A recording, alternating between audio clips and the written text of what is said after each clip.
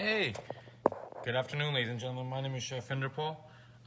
Thank you for tuning in. I'm going to give it about 30 some more seconds, flip the camera back over, show you the mise en place, and then we're going to start right into this. It's going to be a lot of fun, a little class kind of day. Like I said, about 30 seconds, and we'll go from there. Thank you for tuning in.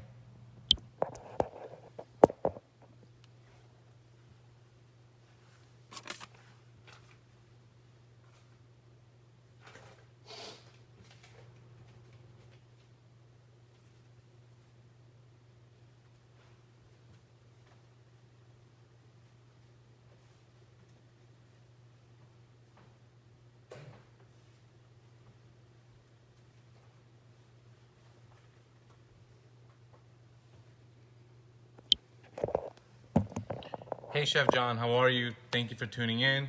Good afternoon, ladies and gentlemen. Like I said, my name is Chef Inderpal.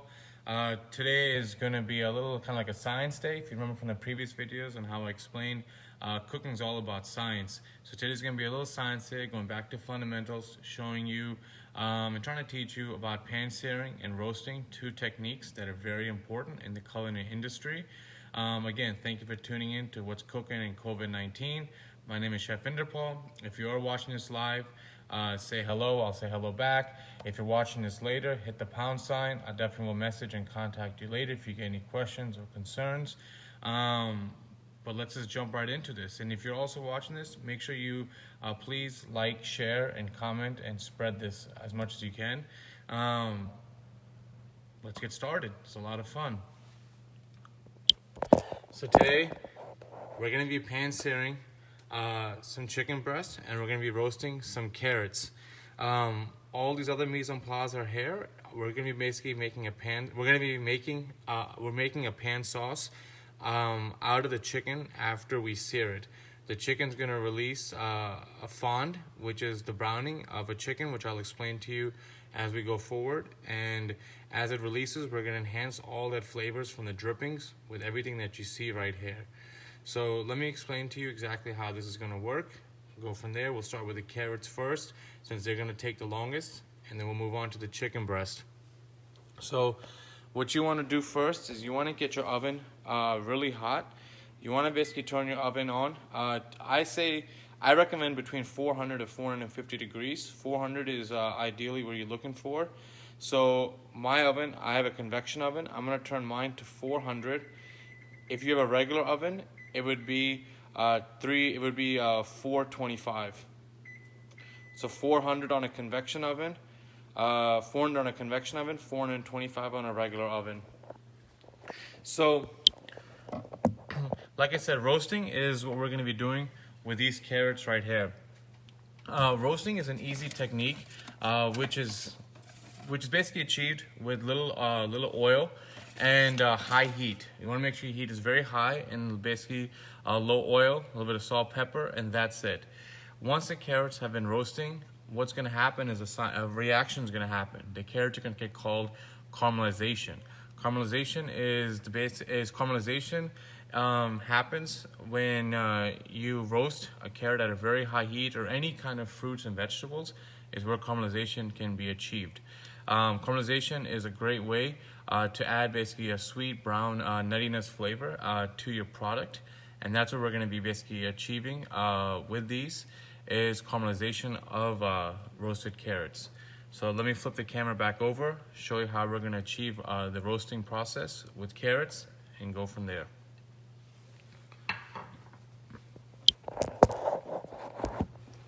So first thing, you want to take your carrots, a little bit of oil, canola oil. I'm using canola oil.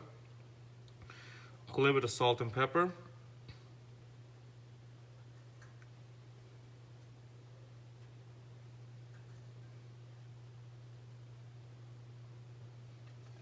Give it a good mix.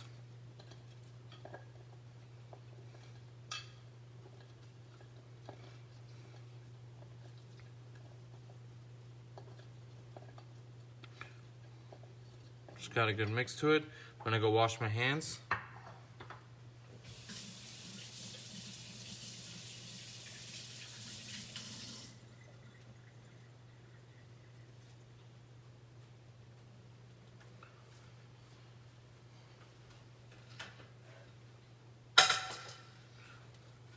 have a roasting pan right here. So we're gonna take the carrots. Chef, what type of salt am I using? I'm using sea salt today. Great question, Chef John. I'm gonna take my carrots and I'm gonna put them face side down so the bottoms get extremely a great roast color to them. This way the caramelization will happen evenly throughout the entire surface of the carrots.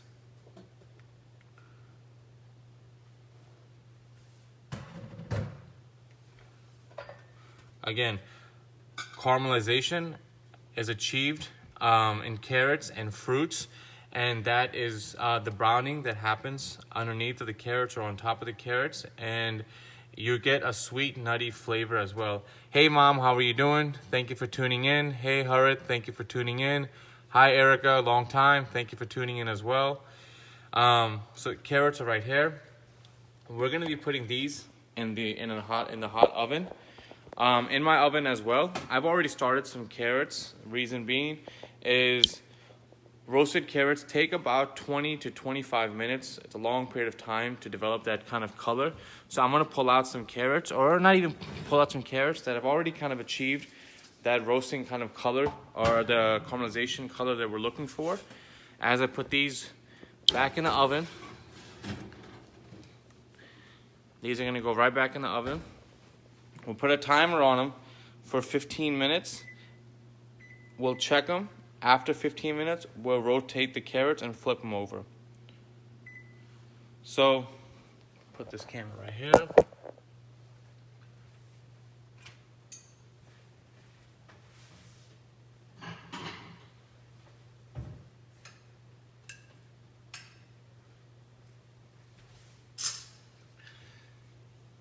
So these carrots are the ones I just previously have done. These have already been basically caramelized for a little more than about 20 minutes at the same temperature, 400 for convection oven. You can see how the carrots are basically shriveled, a little wilted, but the color on them is basically beautiful, beautifully roasted carrots. We're gonna keep these carrots aside, keep them nice and hot, and we're gonna start pan searing the chicken and showing you how the chicken is gonna get pan seared and how we're gonna make a pan sauce as well. Again, I'm gonna keep these aside and I'm gonna continue showing you these. Thank you, Chef John.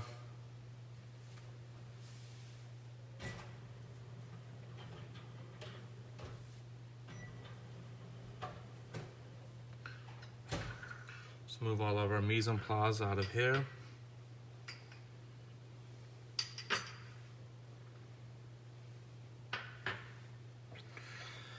So, chicken. Today's protein I'm using is chicken breast. Chicken breast, what we're trying to achieve with chicken breast is a nice pan sear.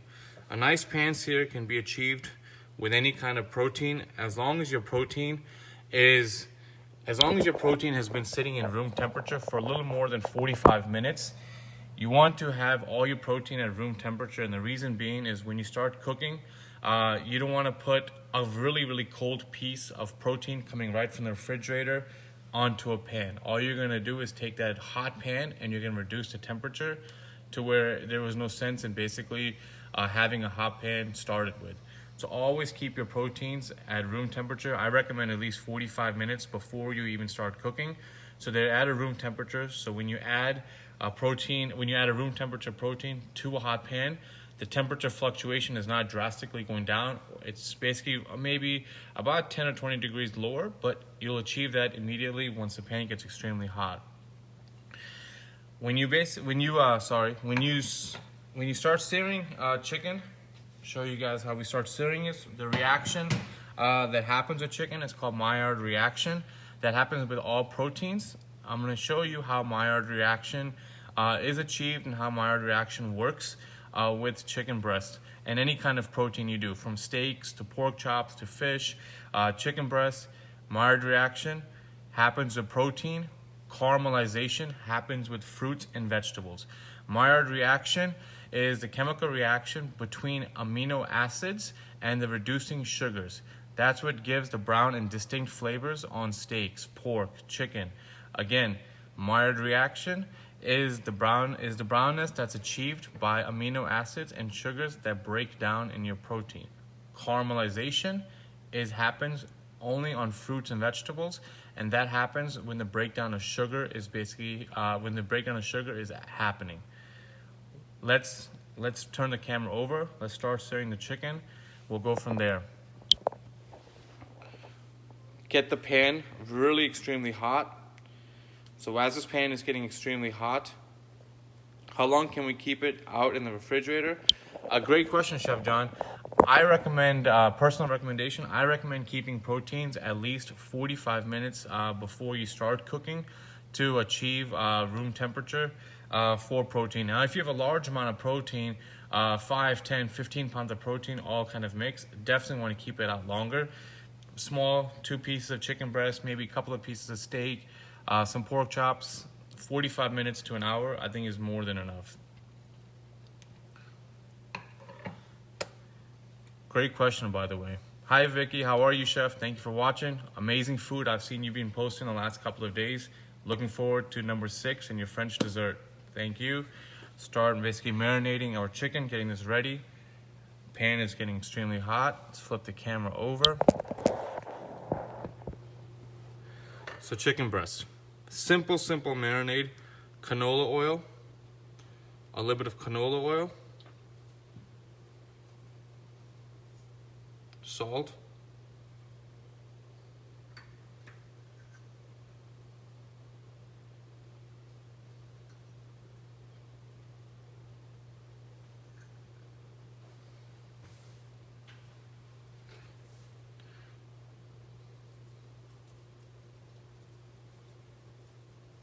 Flip that over. One hand is still clean. A little bit of canola oil.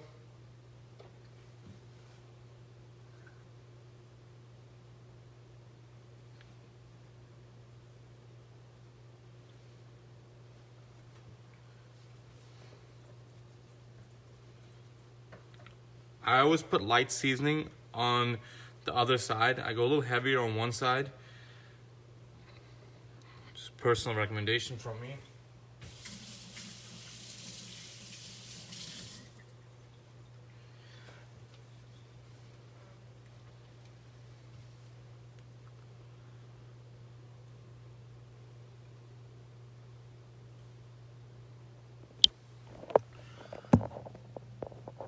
Great question, Vicky. Preference for canola oil due to high heat? Exactly the reason. You're right, is canola oil because of the high set point and this high smoke it has for it. Great question. Thank you, Chef John, for that.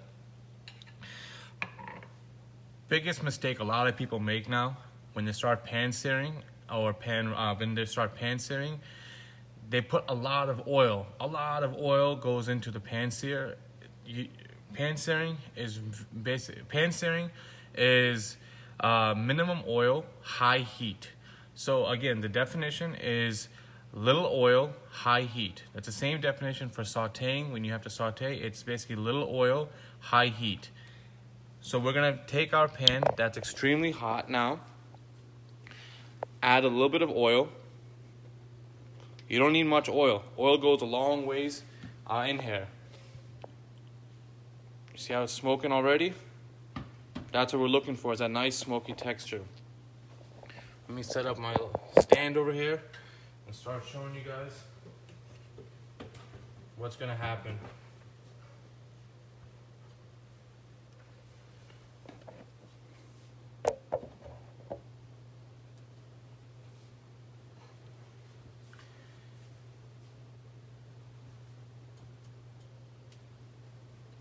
So take your chicken breast, face side down.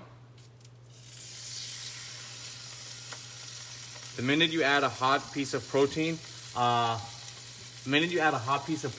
your pan, you can see it kind of shrivel immediately. That's exactly what you know how your pan is hot.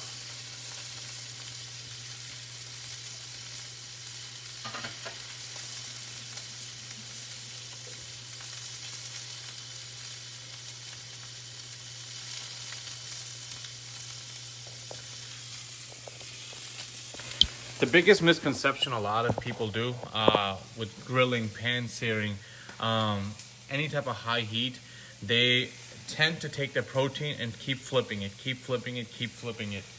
With protein, you want to achieve a nice hot pan. Put your protein down once, get a nice brown color or the Maillard reaction.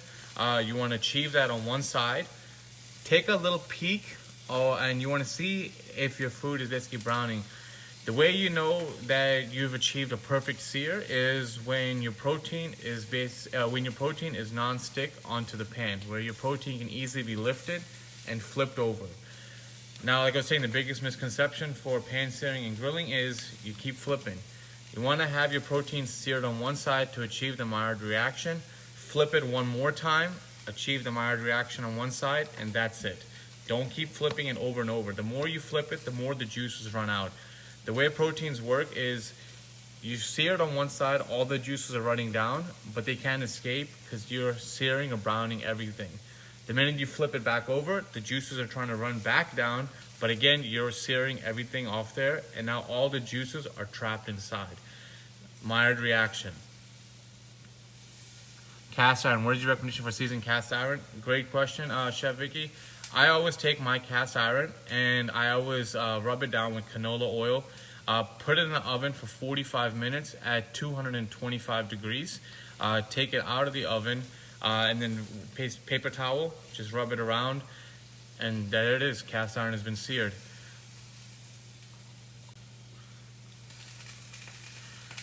Let it be, let it be. Yes, Chef John, you can definitely use that song, Let It Be, Let It Be. Let's take a peek on how our chicken breast is looking and see what we're looking like. Again, you want to give it a nice peek.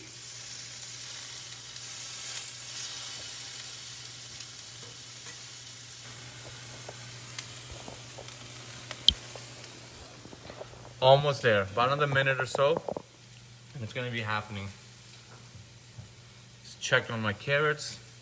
Timer still got about 4 minutes. So again, whenever you're sauteing, pan searing, always take your proteins, flip them once, and that's it. If you think your proteins are too thick and you believe that the protein is not cooked all the way through, finish it off in the oven to finish your protein. How can we tell if the chicken's done cooking, Chef John? Great question. A couple of different ways. From a culinary experience, usually when the white substance from the chicken is released is one kind of sign. Another sign is when the browning of the chicken breast from the Maillard reaction has kind of achieved on the sides of the chicken, is another way to know that the chicken is also done. The firmness of a chicken breast is also a great way to know when it's been fully cooked.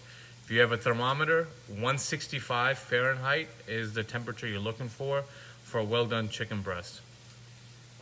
Let's look at the chicken breast now and see if they need to be flipped.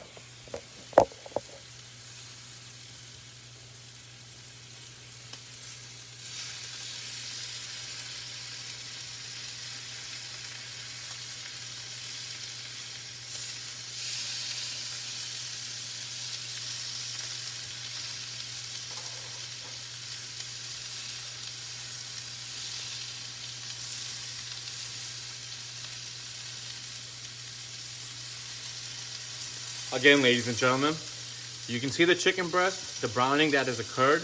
That is the Maillard reaction. The Maillard reaction, again, is the amino acids that break down in the residual sugars that give it that brown and distinct flavors. Exactly what we're looking for. You can feel the nice crust, the beautiful crust that you want to feel.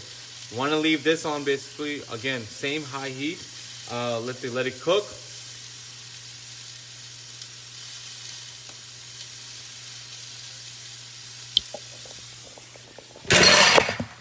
Hey Atit, how are you?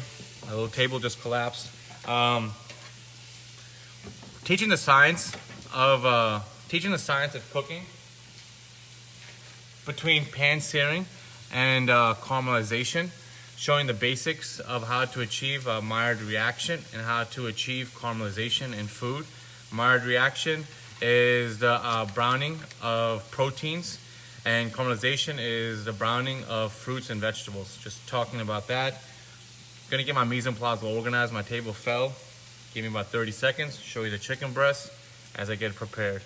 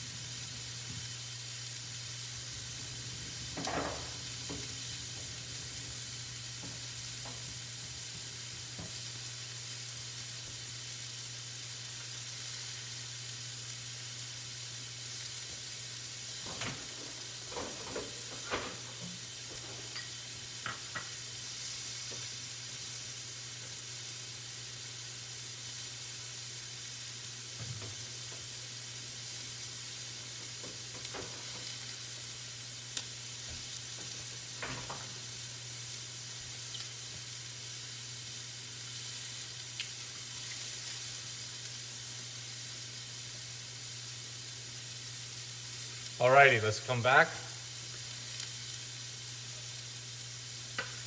Let's take a quick peek on the bottom side, see how it looks. Beautiful. I've now lowered the heat. Oven is preset. Oh, time to flip the carrots over. Let's flip them over real quick. Talk to you guys about pan sauces.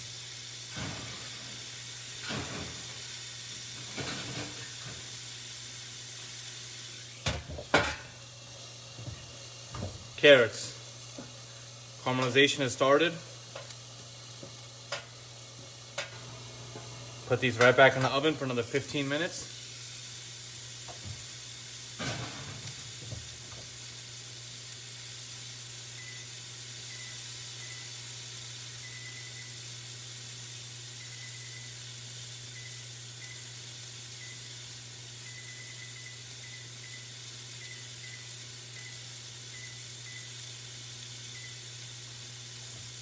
Okay, so the chicken breast is here.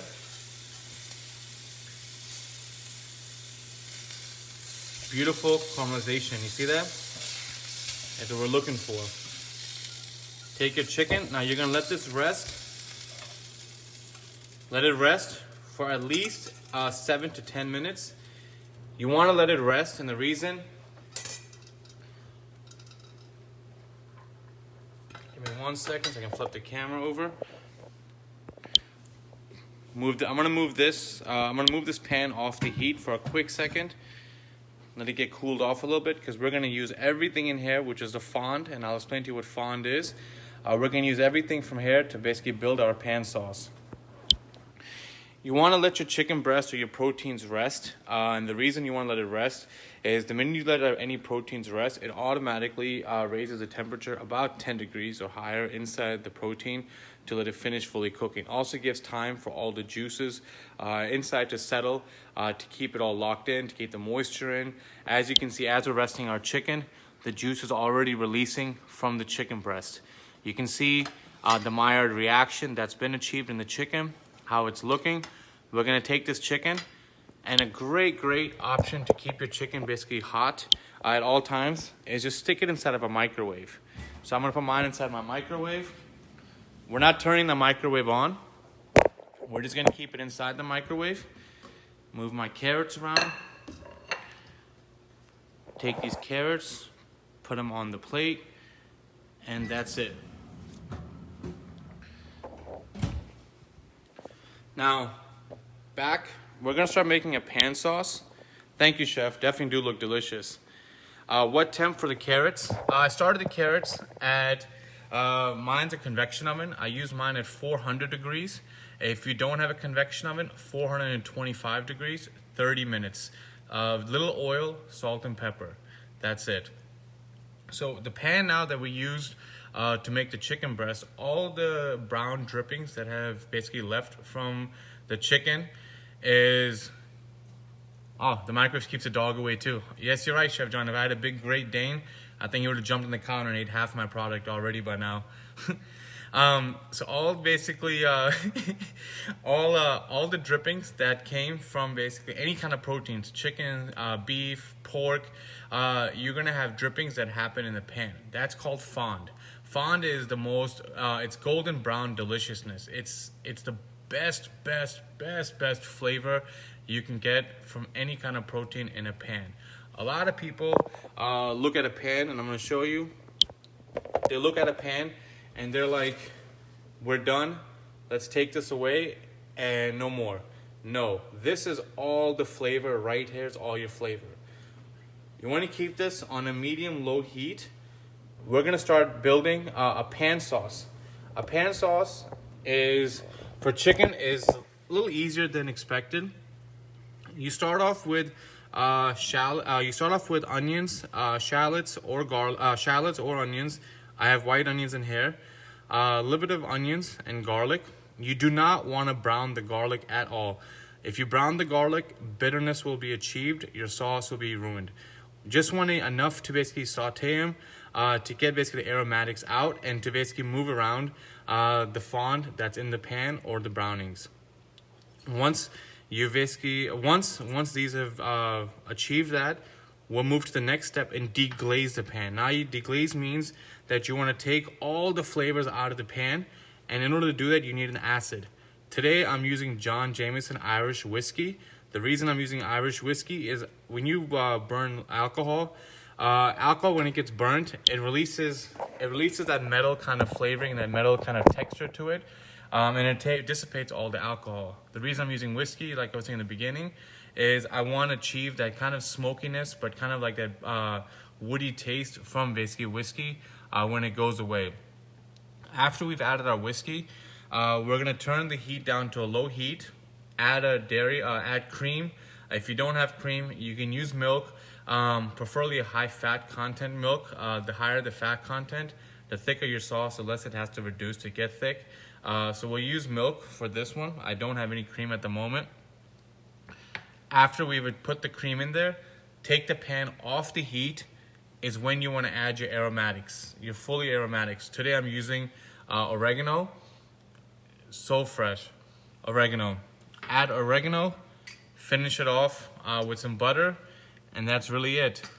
Forgot the most important thing ever, chicken stock. Show you guys how to make this pan sauce extremely easier and go from there. Pan is actually getting smoking hot. It's beautiful right now. So once a pan has achieved hotness like this,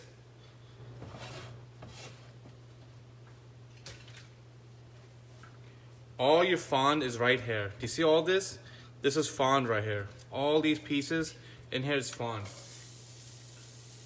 Add your shallots and garlic.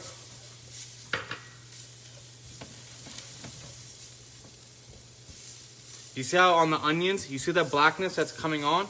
That's all the fond that was basically achieved from the chicken breast. Like I said, you do not want to brown your garlic. Enough just basically to release this flavor. Once it's here,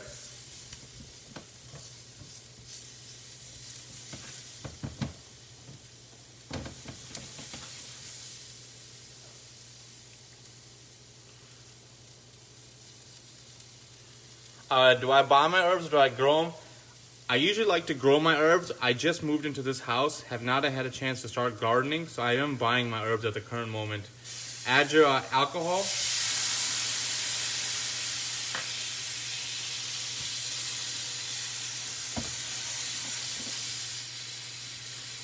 Alcohol cleans the entire pan off. Look at that pan. Once the alcohol is kind of almost dissipated and it's gone, you want to add your chicken stock.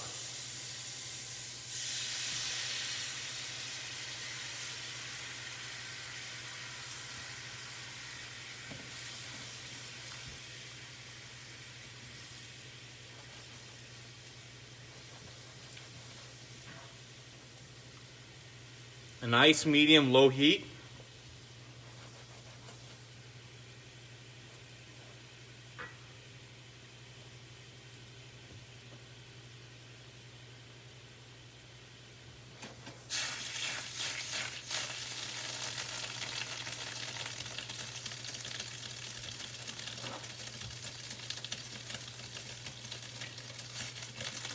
Chicken stock is on. We're gonna add our dairy.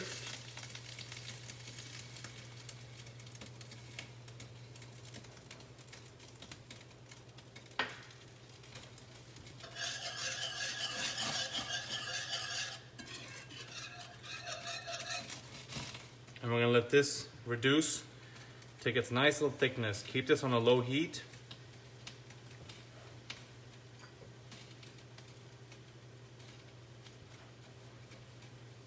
At this point, my chicken stock has a little bit of salt in it. I'm gonna be adding a little bit of black pepper.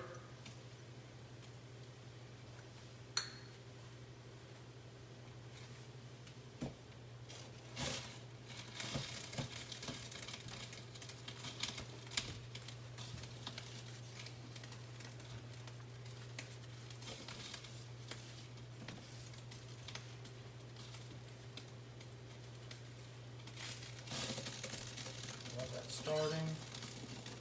Let's take you. Let's put you right here.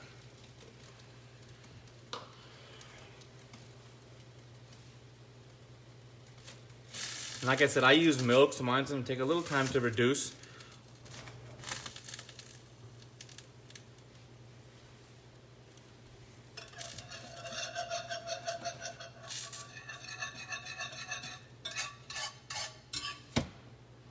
Let this go. Check our carrots. Carrots are looking beautiful.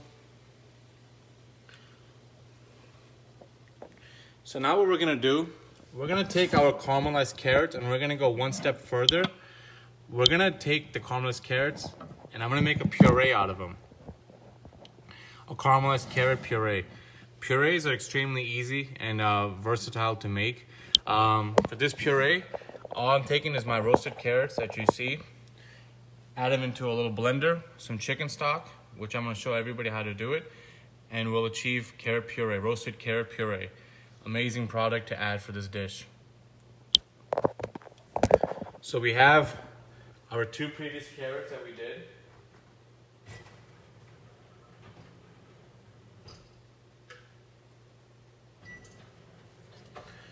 We have these 2 carrots, plus the carrots that we just started cooking off.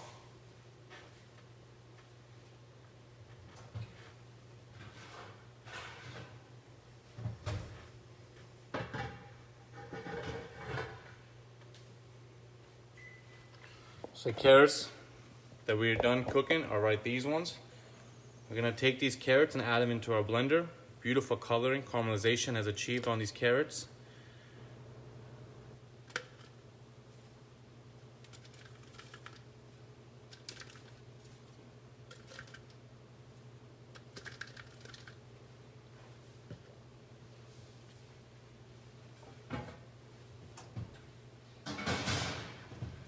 Sauce is reducing, looking beautiful. We're gonna take our carrots that we have inside of our little blender cup. We're gonna add a little amount of chicken stock into this.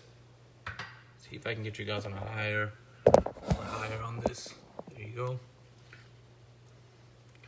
Add a little bit of chicken stock.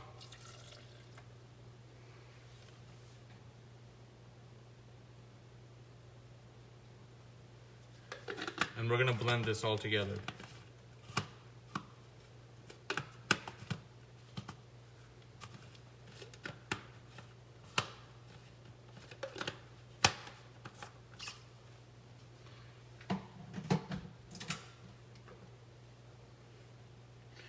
On 3, 1, 2, 3.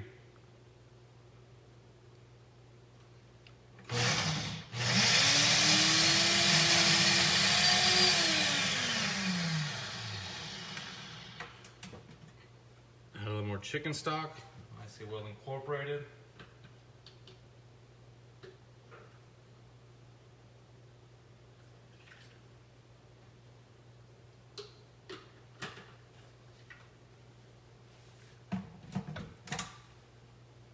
On 3, 1, 2, 3.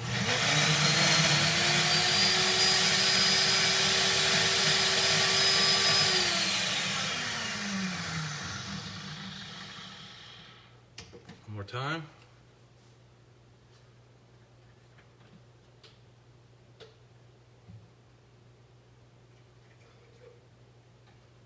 I always add, when I make purees, I always add my liquid slowly but surely. You don't want to add too much liquid and then end up with a soup. You want to add a little bit by a little bit to judge the consistency and the product that you're looking for. That's why we do this. That's why the way I do mine is a little different.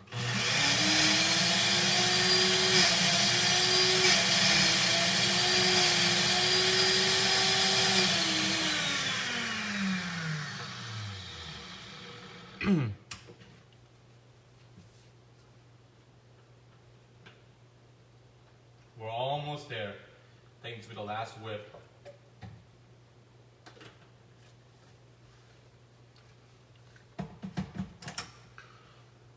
Three.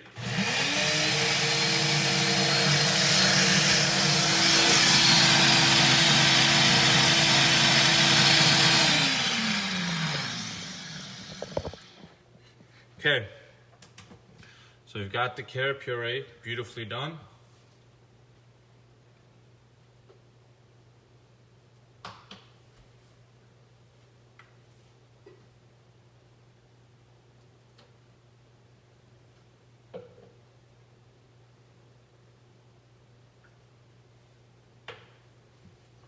Clean up a little bit.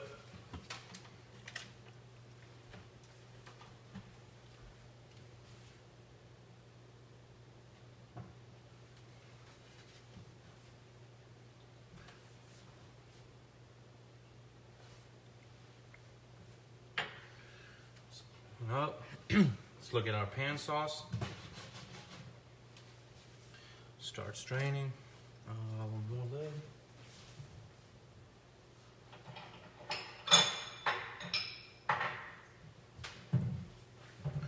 Keep this here. So the pan sauce is looking great. See how this is? This is what you're looking for, is basically a nice thick kind of consistency where it's at. We're gonna take this off the heat. The heat is turned off.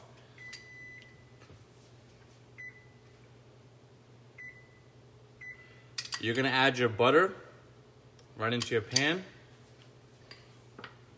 Take your butter, nicely mix it around, incorporate everything in it. It'll get a little thicker.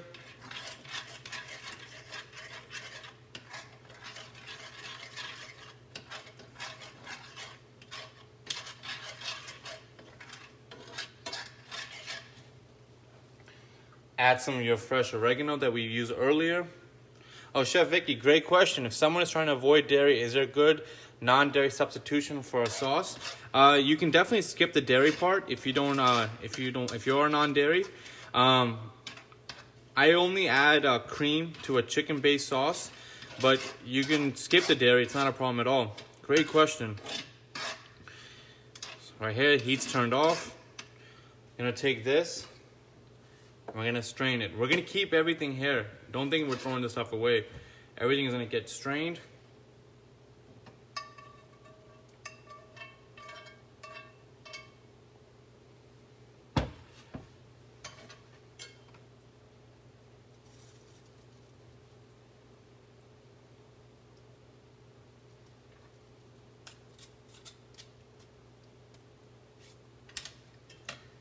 So now we come back to this way. You remember how I added the John Jameson Irish whiskey in here? So the reason I added the whiskey is because I wanted that smokiness flavor to kind of be achieved more from it. To achieve a little more and kind of complement the smokiness, I'm gonna take a little bit of an orange and I'm just gonna zest a little bit of an orange inside of my cream. Just a little bit of zest goes a long way.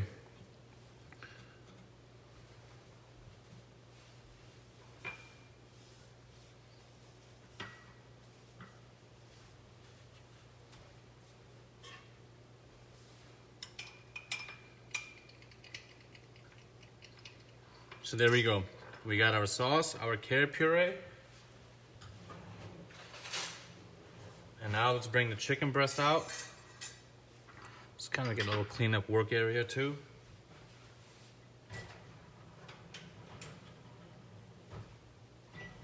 I mean, amazing. Look at this chicken breast. If you guys can see it, the juice, how it's all basically been nicely well settled, rested. Everything is run. It's beautiful. So now we have these three components. How about using cashews or oat milk? A great question, Harit. I've never personally have made a pan sauce with cashew or oat milk. Something that I should definitely try. If you guys do try it, let me know how it works. If not, I'll try it myself and see how it works as well. I can take these three components. Let's set a plate. We're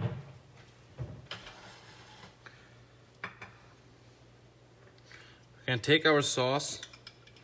We're gonna add it to the bottom. And the reason we're adding the sauce to the bottom is I want to display the beautiful Maillard reaction that I've gotten from my chicken breast. I want that distinct flavor. I want that brown nuttiness from the chicken breast. That's what I'm looking for, is this. Put the chicken breast on top of the sauce, just like so. Carrot puree that we just now made. A little dollop of it on top. And we can have some running on the sides.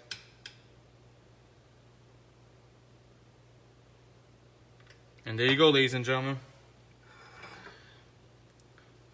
Displayed to you two of the most basic culinary techniques, pan searing and roasting. And we took the roasting and went one step further and made a puree out of it. See how this looks.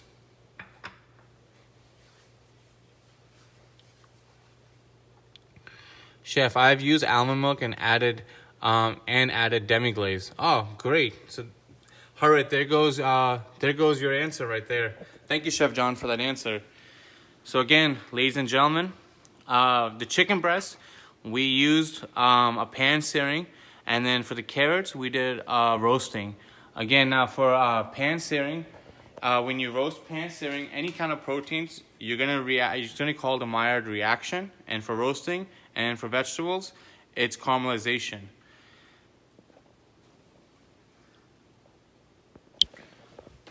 Thank you. Definitely does look awesome. I'm excited to actually taste it.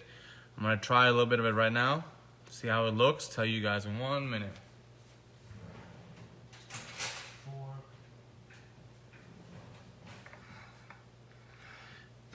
Actually, you know what? Let me open one for you guys. Show you guys how juicy this chicken breast is, and just easy enough. I have, start with a carrot.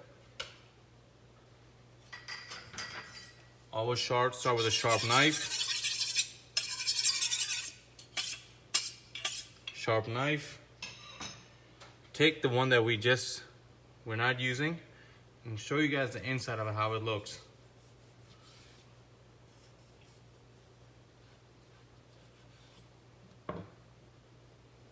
If you guys can see this, if you can see look at this. It's just dripping in my hand. That's all the flavor that we just now achieved from a simple chicken breast. That's one of the most hardest things to cook. It always dries out. But if you follow my instructions and I showed you guys how to achieve this, you can achieve a nice juicy chicken breast. It's beautiful, beautiful, beautifully done.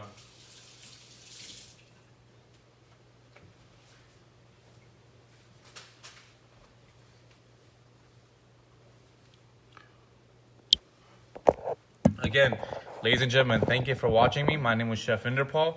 This is what's cooking in COVID-19. Please definitely comment, like, share this video. If you're watching the video later, definitely hit the pound sign. I'll come back, I'll comment to you, post to you, talk to you about it. You get any questions, concerns, please don't hesitate to reach out. Let me know. If you see a recipe, that you actually are having a hard time doing, or you want to achieve something with this recipe, reach out to me. I'll help you out with it, guide you through it and everything. Mom, you said garnish with something green herbs looks more appealing. I could definitely use something green. You're 100% correct, Mom. But today, well, you're right, Mom. That's all I can say. Love you, by the way. Wow. Thank you, Chef John. Thank you for this. Guys, I'm going to enjoy this chicken breast right now, tell you guys how it is. Let's actually try a piece of chicken.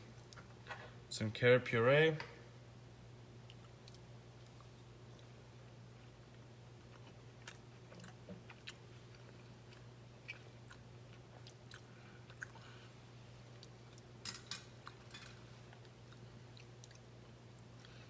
amazing. That being said, tune in later tonight. I'll post when I'm going to be going live again tomorrow. Really enjoyed this class and teaching you guys simple techniques of how to achieve, I said, pan searing and roasting. Again, have a great day, great rest of your day. See you all later today, maybe tomorrow. How's the pan sauce taste, Chef? Pan sauce tastes amazing. The added orange zest definitely brightened the flavors of the entire dish. All the fawns, all the flavors that we got from it originally, you can definitely taste everything. Definitely recommend adding a little bit of orange zest or any kind of citrus at the very end. Always brightens that sauce up and brings it out. The oregano has a nice, strong, herby kind of smell to it. I love that as well. Anyways, you guys have a great day. See you guys later today. Look out for my posts. Again, like, comment, share this. Thank you guys for tuning in to What's Cooking in COVID-19. My name is Chef Inderpal, and have a great rest of your day.